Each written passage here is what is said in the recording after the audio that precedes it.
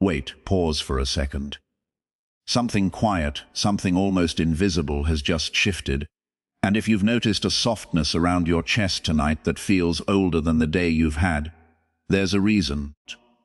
Somewhere not far from you in spirit, your person just heard somebody say a sentence about you that didn't match the version of you they had been carrying around in their head. And for the first time in a long while, they're sitting with the strange, uncomfortable suspicion that the story they've been telling themselves about who you were and what you two had together, the story they've been quietly maintaining for months, might not be the true one. And once that suspicion lands in a person, it doesn't leave them alone. It starts a slow rewrite they didn't ask for.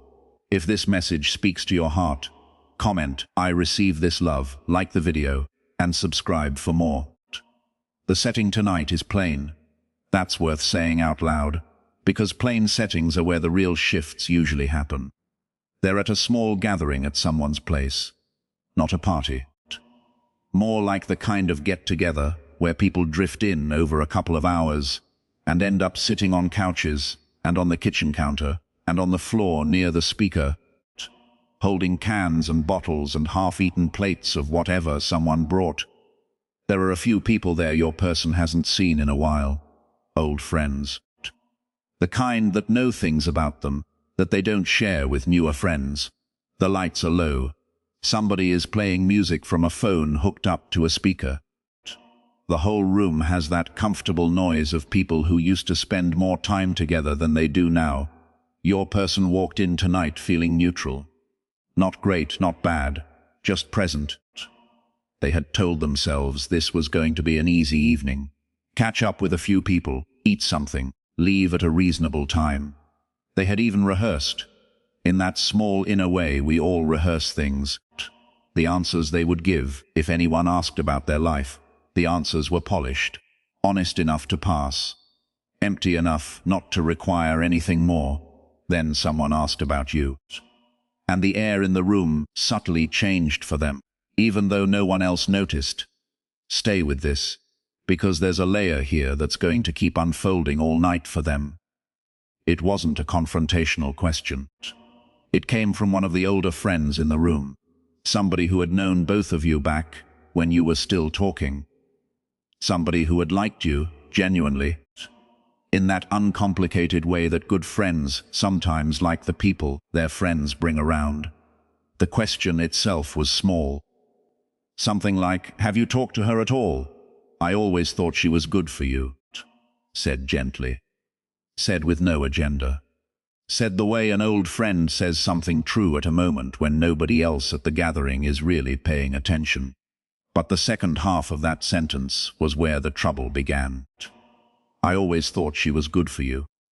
Not as an opinion offered for debate, as a statement of fact, as though it had been obvious to this person the whole time. As though it had been obvious to everyone who knew them the whole time, except apparently to your person themselves. They smiled. They took a sip. They said something non-committal. The kind of answer that closes a topic without making the topic awkward.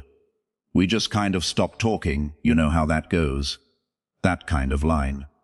And the conversation moved on, the way conversations at gatherings always do. Drifting on to the next person, the next story, the next song that someone wanted to hear. But your person stayed exactly where that sentence had left them. Even as their body continued doing what bodies do at gatherings, laughing, nodding, refilling, their inner life had stopped moving forward. This is where things quietly began to shift. Because the sentence had pressed on a place they had been very careful to leave alone. They had a version of you in their head, a version they had constructed over months, slowly, the way you construct anything you need to live with. In that version of you, the two of you hadn't worked out for reasons that were easy to list, reasons that made you, in retrospect, just not the right person at not the right time. In that version of you, walking away had been correct, maybe a little sad, but correct. They had told that version of the story to enough people, including themselves, that it felt like the actual story. And tonight, with a single sentence from an old friend who had nothing to gain by saying it, a small crack appeared in that version of the story. Not a giant crack, not a dramatic one. Just enough light coming through it to let them see that what was behind their carefully constructed version was a different story entirely. One they had been working very hard not to read. This is where understanding slowly begins. They got up after a few minutes, refilled their drink, said something to someone on the way, came back, settled into a different seat almost without thinking, on the far side of the room. People who are processing something quietly do that. They move to the edges. They put a little physical distance between themselves and the conversation, even if they don't fully know why they're doing it. From that new seat, they could see the room without being in the middle of it. They watched their friends without really watching them. And the rewrite started without their permission. The first thing that came up was a memory they had been gentle with in their own retelling. A specific argument the two of you had once. In the version they had built for themselves, that argument was an example of why you and they didn't fit. It had been one of the easy pieces of evidence in their case. They had used it more than once when explaining to themselves why letting things go had been the right choice. But sitting in this new seat tonight, with that old friend's sentence still in the air, they let themselves remember the argument differently.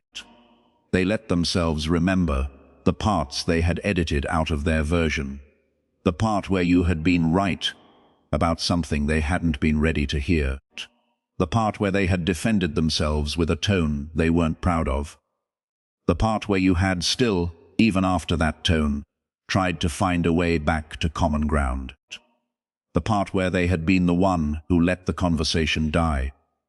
That's the kind of memory you don't usually invite back when you're trying to be okay. And they hadn't invited it tonight. It had walked in on its own. What happens next isn't loud, but it's where the rewrite really begins. They took another drink, not anxious, not aggressive, just slower. The kind of slow sip you take when you know you're about to think a thought you've been avoiding. And the thought came, maybe she wasn't the problem. That was all. One short, plain sentence said inside their own head. They didn't follow it with anything else right away. They just let it stand there in the middle of their mind like a piece of furniture that hadn't been in that spot the last time they looked. And it changed the shape of the room, because once that thought is in your head, you can't go back to the previous arrangement without lying to yourself. You can pretend for a little while longer. You can keep telling people the smooth version. You can keep saying, we just kind of stopped talking. You know how that goes. But the version is no longer doing the same job it used to do. It used to protect you. Now it's just covering something up. And this is the part they're still trying to understand even as it's happening to them. The next thought was harder. They didn't actively call for it either. It came up from the same place the first one had. Maybe I was the one who didn't show up for what we had. That one had teeth. That one didn't just question the old story. That one offered a different one in its place. A truer one, probably. The kind of truer story that doesn't make you feel better right away. The kind that just makes you sit a little quieter in your seat for a few minutes, watching your friends laugh, while you process the fact that the explanation you've been giving yourself for months was a kinder explanation than the one that's actually accurate. If this resonates, just let it settle in you. Don't reach for your phone. Don't reach for anything. Sometimes a person on the other end of a connection has to walk through this part alone, and the most loving thing you can do for them, from a distance, is to let them. Because here's the truth that's surfacing for them tonight. The truth that they wouldn't have let themselves see a month ago, or 6 months ago, but that they're letting themselves see now.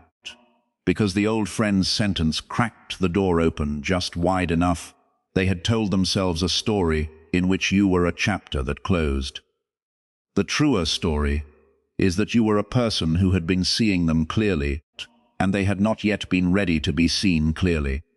The truer story is that what felt at the time like incompatibility was, in many of the actual moments, just discomfort. The discomfort of being known well by someone, when you weren't sure yet whether you wanted to be known that well.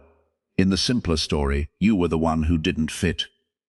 In the truer story, you were the woman who fit so well that they had to invent reasons not to fit, because it would have meant changing the way they handled their own heart. That's a very different story, and nobody likes finding out, late, that they have been telling themselves the wrong one. This is the perspective shift starting to take hold, quietly. From the edge of the room, they sat there a little longer, joined the conversation when it required them to, made a couple of jokes even, laughed at one that landed, but there was a part of them now, an entire layer underneath the social part, that was busy rearranging months of memory, picking up moments they had labeled one way and slowly relabeling them. The night you had said something honest and they had brushed it off. The morning you had been quieter than usual and they had not asked why. The text you had sent them once that they had answered too quickly, with too little, and not thought about again. They were going back through these moments not to torture themselves, but because honesty has a kind of pull on a person once it gets started. You can't let in a little bit of it. It opens, and then it keeps opening. And here's the part that surprises them most. The rewrite they're doing tonight is not about wanting to win you back. That's not what's driving it. They're not sitting in this room plotting a phone call or composing a message. The rewrite is more fundamental than that. It's about who they are. It's about the fact that the story you tell yourself about a person you used to love is also a story about who you are, and what you can hold, and what you can offer. And if the story you've been telling is the wrong one, then the version of yourself who needs that story to be true is also the wrong one. Stay with this, because there's something gentle moving underneath this, and I don't want you to miss it. The old friend who said the sentence at the start of the night doesn't even know what they did. They've been laughing at something someone else said. They've moved on. The sentence for them was just a sentence. It was a soft observation, made because they meant it. They have no idea that it's still doing work, on the far side of the room, inside the head of a person they've known for years. That's how a lot of important moments in a person's life happen. The people who deliver them rarely know they were the messenger. They were just being themselves, saying something honest in the middle of an ordinary evening, and a quiet door in someone else's life opened because of it. By the time the gathering starts to thin out, people putting on jackets, hugs at the door, somebody offering somebody else a ride, your person has gone quieter than they were at the start of the night. Not in a way anyone is alarmed by, just a little. The kind of quiet that an old friend on the way out might notice and not comment on, because they know it's not about them. You don't have to do anything with this. Just let it sit. Some of what's happening between the two of you right now is happening in a place that doesn't care about whether either of you takes action tonight. It's a slower, deeper kind of movement. The kind that doesn't need a phone call to be real. When they get home, the rewrite continues. They don't sit down and write anything. They don't open a journal. They just go through the small choreography of getting ready for bed, and they let the thoughts come as they come. The thought that arrives in the bathroom mirror is short. Why did I tell myself it was her? Just that. Not accusatory, just curious. Why did I tell myself it was her when it might just as easily have been me? The thought that arrives as they sit on the edge of the bed is a little gentler. I think I owe her a more honest version of what happened. Not necessarily to her face, not necessarily as a conversation. Maybe just inside my own head. Maybe she deserves, even from a distance, to be remembered the way she actually was, instead of the way I needed her to be in order to feel okay about how it ended. That's a real thing for a person to think to themselves before bed. That's a real shift in the way somebody is going to carry your memory from now on. And it costs them something to think it. but they're letting themselves think it anyway. There's a quiet line that's been with me as I talk through this with you. A line that says the truth shall make you free. I'm not pulling that line out to preach anything to you. I'm pulling it out because tonight, in a small house full of old friends and quiet music and dim light, your person started a slow walk toward a truer version of you, and the truer version of themselves alongside it. And that walk is the kind of walk that, in its own way, makes a person freer, even when freedom looks, on the outside, like a slightly heavier evening. If you felt the small wave of this tonight, on your end, you already know what I mean. There doesn't need to be anything else to confirm it. So here's where this lands, for both of you, on this particular night. You are not crazy for sensing a shift.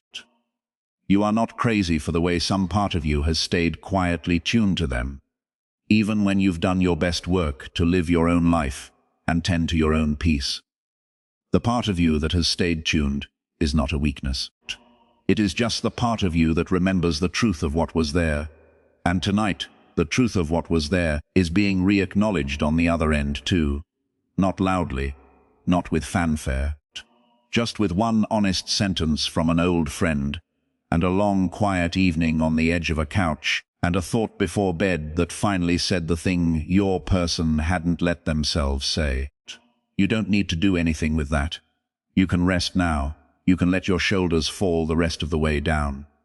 You can sleep when sleep comes, knowing that the version of you that has been carried in their head for months is being rewritten into a version that's closer to who you actually were, closer to who you are. And whatever they end up doing with that rewrite, whether it leads to a phone call in 2 weeks, or a message in 3 months, or a conversation a year from now, or something even quieter than that, the rewrite itself is already a kind of gift. Because the way somebody remembers you matters. The way somebody carries the memory of you in their day-to-day life matters. And tonight, the way they're remembering you got a little more honest, a little more whole, a little more true to the person you've always been underneath the simpler version they had constructed. That's not a small thing. That's the kind of internal shift that becomes the foundation for everything that comes after. Their lights are off now. Their breath has slowed. The house is quiet. The old friend's sentence is still lying somewhere on the floor of their mind, where it landed earlier, and they will step over it again in the morning, and they will know that it changed something. You can rest in that. You can let this be what it is. You can stop scanning your day for confirmation. The confirmation arrived in the form of this small ache you've been carrying through the evening. This tender awareness that something has been happening underneath. This knowing that didn't need words. And what they're beginning to realize now is something they can't walk away from anymore. Not this time.